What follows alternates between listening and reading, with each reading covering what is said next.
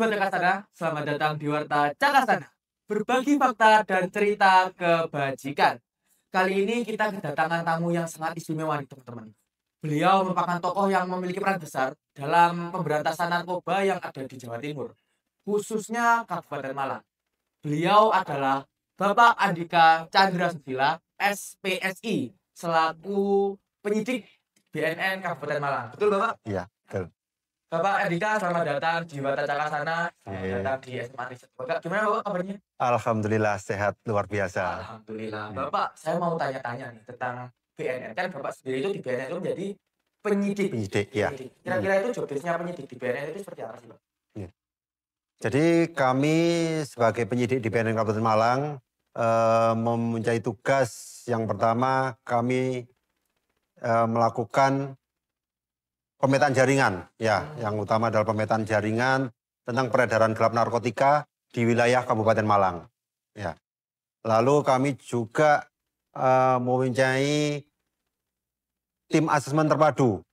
Jadi tim asesmen terpadu untuk penyalahgunaan narkotika di tingkat Kabupaten Malang. Jadi kami sebagai penyidik mempunyai tugas melakukan asesmen terhadap para penyalahguna narkotika untuk dilakukan asesmen. Setelah itu kita memberikan rekomendasi, baik itu rekomendasi untuk asesmen rawat inap maupun rawat jalan. Jadi seperti itu. Kemudian saya mau tanya-tanya nih, kan dalam pelaksanaan tugasnya nih, Bapak kira-kira pernah ketemu pengalaman unik apa aja tuh, Pak? Oke. Jadi kami pernah melakukan pemetaan jaringan awalnya. Ya, jadi sebelum kami melakukan penangkapan, dulu kami melakukan pemetaan jaringan dilanjutkan oleh kegiatan profiling ya waktu itu, profiling. Jadi yang membuat bukan unik ya sebenarnya ya, yang membuat berkesan itu kami siang malam melakukan profiling terhadap target operasi itu. Hujan pun di pinggir jalan, kita malam pun juga masih di jalan. Nah, waktu itu yang unik itu ini, Mas. Kita nggak sempat makan nih, karena kita harus selalu mengawasi target, kita nggak sempat makan. Kita makan rujak pun harus di pinggir jalan dengan hanya berbasuh air hujan yang mengalir. Jadi saat hujan itu digunakan untuk cuci tangan dulu? Iya, cuci tangan dengan air mengalir di jalan. Jadi ketika kita sudah fokus ke target, kita sudah sudah benar-benar fokus. Kita nggak akan melakukan kegiatan lain. Kita nggak bisa izin nyambi apapun, kita nggak bisa. Jadi memang harus profesionalisme itu dijaga. Iya, karena jangan sampai target ini lepas. Karena target ini lepas kan kita juga harus mengulangi dari awal. Kita punya tugas beban harus menyelamatkan yang sudah harus menyelamatkan masyarakat kabupaten dari bahaya penyalahgunaan narkotika. Seperti itu. Jadi memang dituntut untuk kerjanya itu harus fokus terus ya Pak, karena fokus, tidak boleh harus fokus nggak boleh sampai kehilangan jeda. Oke. Kemudian Bapak, saya mau bertanya mengenai penyalahgunaan narkoba nih Pak. Yang biasanya terjadi itu penyalahgunaan narkobanya itu seperti apa sih Pak? Jadi gini, untuk narkoba sendiri kan berbagai macam jenisnya, berbagai jenisnya. Tapi kita bicara mungkin dari sisi remaja penyalahguna, Mas ya. Memang awalnya penyalahguna itu diawali dengan coba-coba. Ya, coba-coba karena salah lingkungan, salah pergaulan. Jadi pergaulan itu berpengaruh sekali ya, Pak? Sangat berpengaruh sekali, sangat berpengaruh ya. Jadi ketika kita mempunyai masalah, pasti diawali trigger oleh masalah. Entah itu masalah di lingkungan, masalah di keluarga, ya pasti diawali dengan masalah. Rata-rata nggak punya tempat atau kekurangan referensi untuk curhat kemana. Ya, ketika punya masalah, lalu bingung untuk curhat akhirnya ke teman yang salah. Nah, ketika kita sudah curhat ke teman yang salah, maka solusi yang salah juga. Betul. Iya kan? Betul. Bukan menyelesaikan masalah, tapi malah menambah masalah. Iya, jadi solusinya yang tidak tepat dan juga kurangnya pengawasan dari orang tua. Jadi mungkin orang tua menilai selama ini anaknya wajar-wajar aja, baik-baik saja. Padahal Di luar aduh. mungkin lingkungannya yang tidak tepat. Betul. Jadi seperti itu. Kalau untuk jenis-jenisnya itu apa saja Pak, yang biasanya ditemui di kalangan remaja itu? Di kalangan remaja sendiri yang marak awal coba-coba biasanya pakai double L. Double L. Iya, pakai double L. Awal masuk ke narkotika selanjutnya ya. Kemudian harus lanjut lagi. Ya, lanjut lagi. Cuma sekarang sudah mulai ada. Ya, saya bilang sudah mulai ada. Sudah ada beberapa yang kami asesmen itu dari usia sekolah, usia produktif, dari pelajar. Bukan usia sekolah lagi, dari pelajar.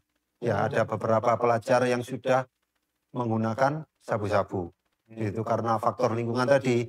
Yang pertama, dari keluarga kurangnya pengawasan, lalu lingkungan bermain, ya, lingkungan di luar rumah itu kurang tepat. Jadi ketika kita curhat punya masalah, justru terjerumus ke dunia solusinya ya. Kurang tepat ya Pak. Solusinya yang kurang tepat ya. Kemudian Bapak, faktor-faktor kan tadi sudah disebutkan itu masalah lingkungan, terus kemudian solusi yang kurang tepat, kurangnya pengawasan orang tua. Mungkin ada lagi Pak, faktor apa saja sih yang mempengaruhi kita sebagai remaja ini tiba-tiba wah coba-coba dulu lah bagaimana gitu. Iya. Keinginan coba-coba namanya remaja pasti ada. Iya. Ya. Tapi ketika kita mempunyai lingkungan yang positif, meskipun kita ingin coba-coba, kan juga bingung Iya, mana. iya. Ya. Yang faktor utama kembali lagi ke lingkungan. Kembali lagi ke lingkungan.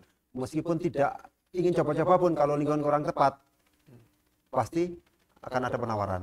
Betul. Ya. Jadi memang lingkungan itu sangat mempengaruhi ke lingkungan sangat mempengaruhi. Ya. Jadi kita harus, karena di masa remaja ini juga masa-masa rawan ya Pak. Ya, masa-masa rawan untuk mencari jati diri kan itu, biasanya. Betul. Ya. Saya juga dalam fase mencari jati diri Pak, tapi alhamdulillahnya dengan kegiatan-kegiatan positif tentunya. Kemudian Bapak, saya mau tanya nih, kira-kira kondisi remaja di Kabupaten Malang itu gimana Pak? Apakah memprihatinkan atau bisa dibilang masih aman gitu terkait narkoba ini? Kalau dibilang masih aman tidak. Ya, kalau dibilang masih aman tidak. Karena kami sudah beberapa kali melakukan asesmen itu di usia remaja, usia yang produktif. Malah yang remaja Pak? Iya, di usia remaja produktif.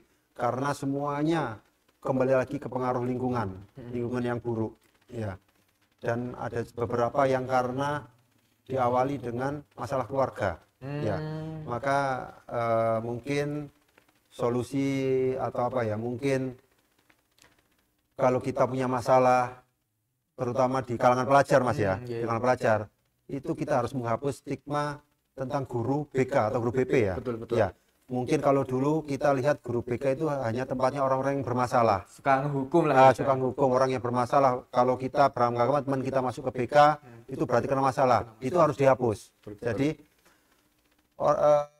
kita harus menganggap guru BK itu mungkin bisa jadi sahabat kita atau bisa jadi orang tua kita di sekolah. Jadi ketika kita ada masalah, curhatnya jangan ke orang yang nggak jelas ya nggak berkompeten. Curhatlah ke guru BK, ada masalah apa, nanti pasti akan diberi solusi yang tepat ya. Jadi nggak sampai terjerumus ke dunia narkoba. Seperti itu. Kemudian Bapak, kira-kira nih solusi buat menangani kan tadi Bapak sendiri itu bilang kalau kondisi ini di Kabupaten Malang ini tidak bisa dibilang aman ya Pak. Iya. Kira-kira solusinya untuk kita menanggulangi hal itu apa sih Pak? Yang pertama dari kesadaran diri sendiri. Ya, dari kesadaran diri sendiri bahwa narkoba itu merusak diri sendiri. Betul, sangat betul. Merusak masa depan, ya menghancurkan masa depan. Jadi harus kita tanam ke dalam diri sendiri dulu. Ya, kita harus bisa membentengi diri sendiri dulu. Ya, setelah itu kita memfilter teman. Ya, filter teman yang bisa kita ajak untuk berkegiatan positif. Ya, bisa kita ajak untuk bertukar cerita hal yang positif. Ya, jangan sampai kita salah memilih teman. Sudah tahu teman ini mungkin di lingkungan sudah terkenal bermasalah, nakal, malah kita kita bercerita ke dia. Ya, jadi yang pertama harus memfilter dari lingkungan sendiri, memilih teman. Yang kedua, terbuka kepada keluarga. Ada masalah apapun, komunikasi Cerita ke ke keluarga. keluarga. Ya, cerita ke keluarga. Cerita ke keluarga, permasalahannya apa. Dan yang terakhir mungkin di lingkungan sekolah, mungkin ke keluarga, mungkin malu ya biasanya, Betul, jaim betul, atau betul. gimana. Nah, ke guru BK. Ke guru BK cerita masalahnya apa. Jangan dianggap guru BK itu tempat anak bermasalah, tapi tempat menyelesaikan masalah. Masalah. Ya. Saya juga ini kalau di rumah ini bisa dianggap malu lah Pak kalau Ya. Pak cerita ke orang tua. Jadi kalau solusi buat saya itu mau ada masalah itu bisa cerita ke guru BK ya Pak? Ke guru BK dan atau teman-teman yang memang circle yang positif. Ya, circle Iya, yang positif. circle yang positif. Jadi Ya. bukan maksudnya untuk pilih-pilih teman, Ya. tapi kan memang untuk kebaikan Untuk sendiri ya Pak? kebaikan, ya benar, untuk kebaikan. sendiri. Jadi meskipun kita nggak cerita ke orang tua, pasti kita kan cerita, entah itu Betul, kemana, betul. entah itu teman, entah itu ke keluarga, ke saudara, pasti kan kita ujungnya juga cerita juga. Betul, Nah, betul. maka dari itu filter sedini mungkin siapa yang bisa saya ajak cerita sehingga saya mempunyai solusi yang tepat, bukan malah solusi yang menyerumuskan. Menyesatkan. Ya. Kemudian Bapak, pesan dan kesan untuk para remaja yang menonton segmen kali ini Bapak, karena kita kan Gen Z ini Pak, Ya. kita kan di planning sebagai Indonesia Emas 2045. Ya. Kira-kira solusi Bapak untuk apa, pesan dan kesan Bapak untuk generasi emas ini, calon-calon generasi emas ini gimana Bapak? Ya. Yang pertama mungkin lebih di kegiatan yang positif. Jadi lebih menyibukkan diri di luar jam sekolah, itu kegiatan yang positif. Kegiatan meskipun itu kegiatan non akademik, ya itu bisa, setiap orang kan berbeda nih Mas. Betul, Ada betul. yang punya kelebihan di Olahraga, akademik, ada yang punya kelebihan di non akademik. Ya, jadi ketika dia punya kelebihan di akademik, mungkin disibukkan dengan belajar atau les. Betul, Ya. betul. Mungkin yang punya kelebihan di non akademik bisa disibukkan dengan kegiatan olahraga. Bisa ikut ekstrakurikuler di Bisa sekolah ikut ya Pak? ekstrakurikuler di sekolah. Mungkin kalau di lingkungan ada Karang Taruna yang di sini saya lihat pernah dengar itu voli ya yang lagi marak di Oh iya, di sini ya. baru saja ada turnamen voli Ya, Pak. itu bisa mungkin di lingkungan selain di luar sekolah, di lingkungan juga bisa dilibatkan dengan kegiatan-kegiatan olahraga seperti itu. Jadi harus mencari kegiatan yang lebih positif ya Pak? Ya, kegiatannya yang positif, ya. saja. Kegiatan yang benar-benar positif. Nah, Oke, oke. Kemudian apakah ada lagi Pak pesannya untuk remaja-remaja di Kabupaten Malang tentunya? ya, ya itu tadi. Jadi untuk remaja karena narkoba ini sudah marak ke berbagai kalangan, lebih bisa membentengi diri, lebih bisa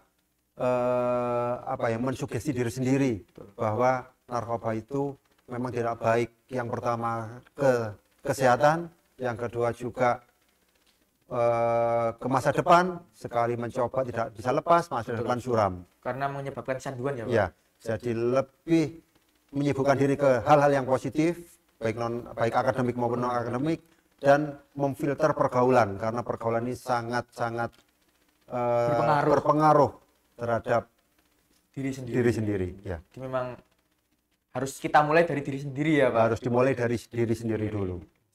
Ya, itu tadi teman-teman cerita yang sangat luar biasa, pengalaman-pengalaman yang sangat luar biasa dari Bapak Andika. Terima kasih Bapak Andika sudah rawuh di Warta Cakasana. Ya, sama-sama. Terima kasih. Ya. Mohon maaf jika ada salah-salah kata dan sampai jumpa di Warta Cakasana selanjutnya. See you.